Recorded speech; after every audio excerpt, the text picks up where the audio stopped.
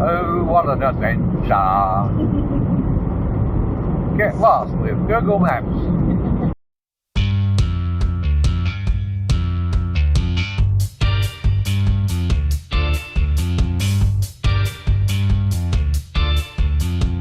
Good afternoon, everyone. How is going? All right, we took the Mahindra and the camper trailer in and got them weighed together and then separately. Now, to go over the weighbridge twice, this is the accredited weighbridge in town. It says its license number and everything there. Okay. Now the camper trailer is rated at 1,500 kilograms. Now it's fully loaded except for the fridge and freezer, which is only 35 litre capacity each. So it weighed 1,180 kilograms. Okay. That's well within its 1,500 kilogram limit. And the gross weight, okay, of the combined Mahindra and the ute, and the camper and the ute, it was 4,020 kilograms. Okay, so I broke that down. I did a little bit of math. Okay, so the GVM of the Mahindra is 3,150 kilograms. Okay, so what we do is we get the gross weight of the two together, subtract the camper trailer, and that gives us 2,840 kilos total weight on the Mahindra when it's fully packed. So it's got a GVM of 3,150. It's a real 1 ton ute. And this is with Ziggy and I sitting in the seats. So we still have 310 kilograms left on that before we're over. And then we break the trailer down. It weighs 1,180 and it's got a GVM of 1,500. So it's can still have 320 kilos of weight on it. Which will, yeah, I mean, it was fully loaded except for the fridge and freezer. So it's probably put another 40 kilos in it and that's it with food, and that's it, it's fully loaded. So for those of you that looked at the ute and said, oh my God, how heavy is that? Well, there's a combined weights there. The gross weight, that's a camper trailer was 1,880 and both of them together were 420. All right. So there's lots and lots and lots of room in the Mahindra. Now we've dropped it off at Petters. Dropped the ute off at Petters because I got a good map now and I'm going to show you as quickly where we're heading. Let me unfold this map, okay? I'll be back in a sec. Okay, now this map's only the Pilbara region.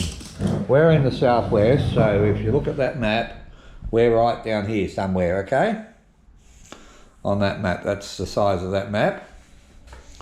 So we're starting for this trip for the sake of the people, because we're going to travel up to Meekasara, and we're going to work our way all through this beautiful country up here, up through Meekasara, up to Newman, Mount Newman, and then we're going to go up to Nullagine, which is just there, fuel up at Nullagine, and then take this track here. Now this is definitely just it's an unserviced track, okay?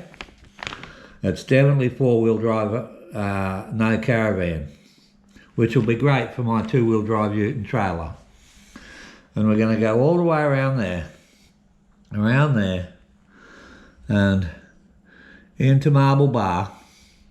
We're going to spend quite a bit of time around Marble Bar, and then we're going to come across this trip here, this road here, down to hillside and up to Woodstock and out to this highway here, and then we're coming down here to this one of these turn-offs, and then we're going to go through Karajini National Park. We're just driving straight through it to the other side, and we haven't made up our mind if we're going to take this track here or this track here yet, and we're going to follow that all the way through this is called the Whitnoon Road, okay? Whitnoon's the town that is closed down because of asbestos mining there. And then we come out at Nanyatara Roadhouse, fill up there, drive down to the old Barradale Roadhouse. There used to be a roadhouse at Barradale. And then, now, I worked on stations here. I worked on Geralia, I worked on Yenri, which is there, Geralia, which is there, which is ex-Geralia, ex-Yenri. They're not stations anymore. Now the old wool wagon track starts at Exmouth. Okay, is that Exmouth? And heads down. So there's a picture of a wool wagon there. Comes down, turns off here, goes past Geralia, Yenri, Geralia, this way. No, not Yenri, what's the name of this station here? Ballara. Really nice people used to own Ballara station, really nice. Anyway, it comes down past Ballara, and there's another picture of a wool wagon there. And then it comes onto the wool wagon track. This is the part we haven't done, and comes all the way down through this beautiful, beautiful desolate country to Gascoyne Junction. And once we reach there, we're just going to spend a month or two doing the rivers and creeks around the Gascoyne Junction before we go home. And that's our trip. But right now, because we went and got our weights done, and we're going to be going into some really, really isolated country, people, this trip. And apart from setting off the EPIRB, if we get into trouble, there is no help out there. None at all. So I dropped my car in at Petters, in at Eddie Gobby's there, and right now he's going through all the suspension. He's going to check everything underneath the car.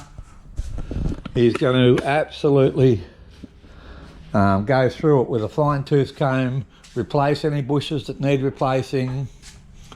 It's just a general sort of underbody maintenance you do before you take a job like that on. And anyway, while he's got my ute, I've got his ute. So I thought I'd do a bit of free advertising for you, Eddie. There you go, my friend. I think you can see that. This is not a paid advertisement. The man in there, Eddie, and his team at Dabco Auto and Tyre Service, which is also Petters Suspension, really know what they're on about when they're talking the suspensions. And I don't get, look, because my wife and myself, when you're out in that isolated country, your lives really do depend on how well you prep, okay? I mean, we're not preppers, we're just people that like to be ready, and we like to be ready anything this country's got to dish out. And yeah, anyway, this is the trip we're going to take us on.